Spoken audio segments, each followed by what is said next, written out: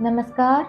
आज मैं आपको जो बताने जा रही हूँ वह प्रार्थना करने का एक ऐसा तरीका है जो आपकी सभी इच्छाओं को पूरा कर सकता है।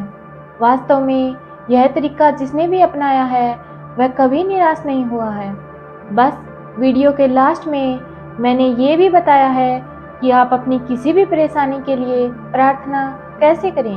वीडियो को लास्ट तक ज़रूर देखें।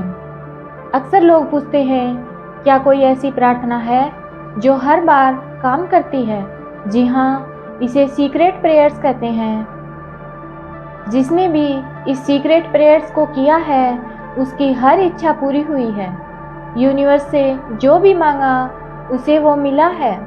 यह उसके लिए किसी भी चमत्कार की तरह काम करती है। तो आइए जानते हैं इस प्रार्थना को करने का तरीका। इस प्रार्थना में सिर्फ 3 सूत्र हैं, मतलब यह प्रार्थना केवल 3 बातों पर आधारित है। नंबर 1 आभार, नंबर 2 अनुरोध और नंबर 3 कार्यवाही। आपको प्रार्थना की शुरुआत आभार से, ग्रेटिट्यूड से करनी है।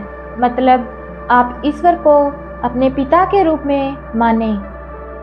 आप अगर अपने माता पिता से कुछ इच्छा करते हैं तो वो आपकी इच्छा पूरी करते हैं बिना किसी सवाल जवाब के, और बस आपका एक थैंक्स बोलकर काम पूरा हो जाता है। आपको इस प्रार्थना को भी ठीक ऐसे ही शुरू करना है जैसे आप अपने पिता से, अपनी माता से बात कर रहे हैं और उन्हें आभार व्यक्त कर रहे हैं।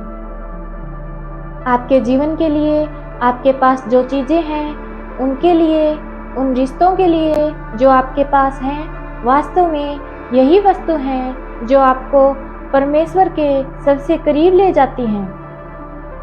आपका ईश्वर से एक कनेक्शन बनने लगता है जब वो आपकी इच्छाओं को पूरी करते हैं। आप उन्हें रोज आभार व्यक्त करते हैं और धन्यवाद देते हैं। आभार, ग्रेटिट्यूड व्यक्त करना सभी द्वारों को खोलने की चाबी है। विशिष्ट चीज़ों के लिए धन्यवाद कहना और इसे महसूस करना चमत्कारों की शुरुआत करना है। अब चाहे वह बिजनेस हो या पर्सनल, मतलब आपकी सभी परेशानियों का हल इसमें छिपा है। उदाहरण के लिए, अगले कदम पर जाने से पहले ईश्वर को आभार और धन्यवाद देना है।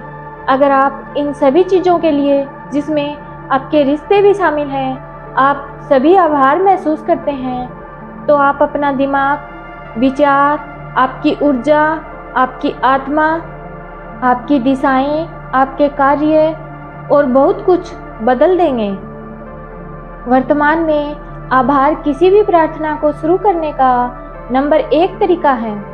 यह उस चमत्कार की स्वीकृति है जो पहले से ही यहाँ है।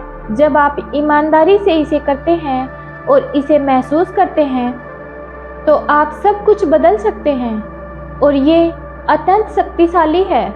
और अब दूसरा नियम, ध्यान रखिए, आपको अनुरोध करना है कि आप इसे कैसे चाहते हैं। इसकी मांग किए बिना आपको इसे करना है। जैसे मैंने पहले आपको समझाया है, आपको अपनी इच्छा को मांगना नहीं है बल्कि एक अनुरोध करना है।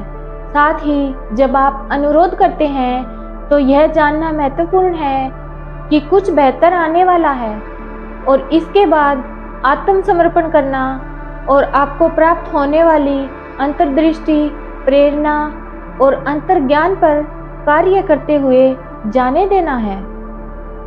उच्च शक्ति, ईश्वर, दिव्य ब्रह्मांड, चाहे आप इसे किसी भी नाम से पुकारें, आपके माध्यम से यह कार्य करती है। जब आपको कोई प्रेरणा मिले तो उस पर अमल करें। जब आप कोई अवसर देखते हैं तो उसका लाभ उठाएं, भले ही कोई स्पष्ट परिणाम न हो कि वे कहाँ लेकर जाएगा।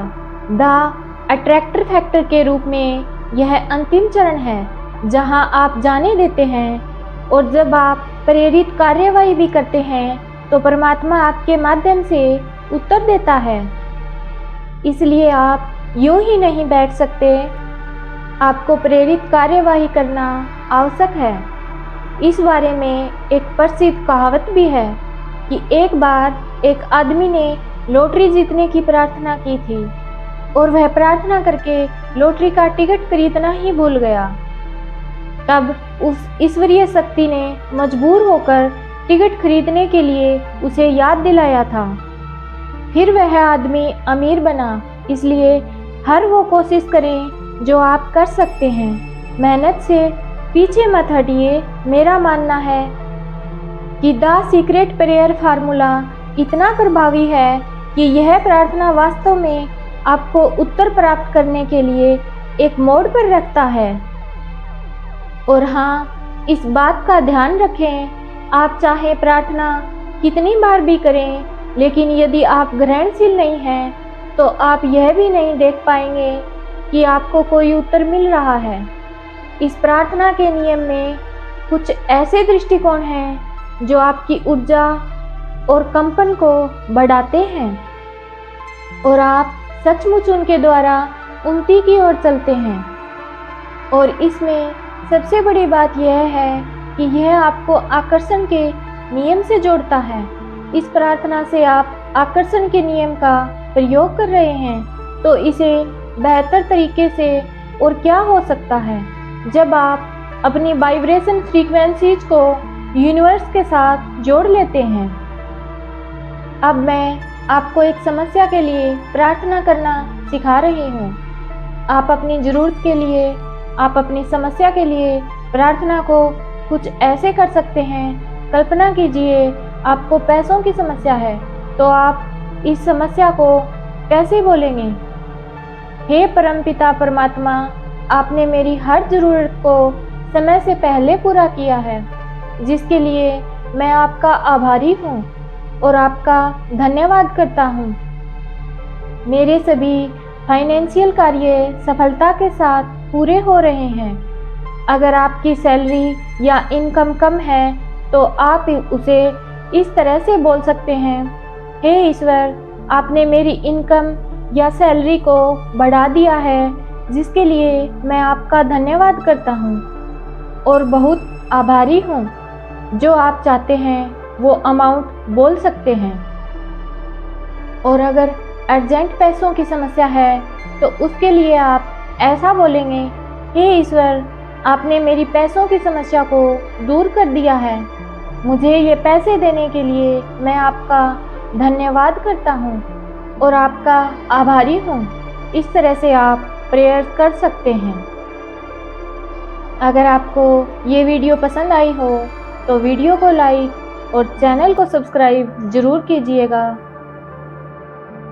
फिर मिलेंगे अगले वीडियो के साथ। तब तक आप स्वस्थ रहें, मस्त रहें और हमेशा मुस्कुराते रहें।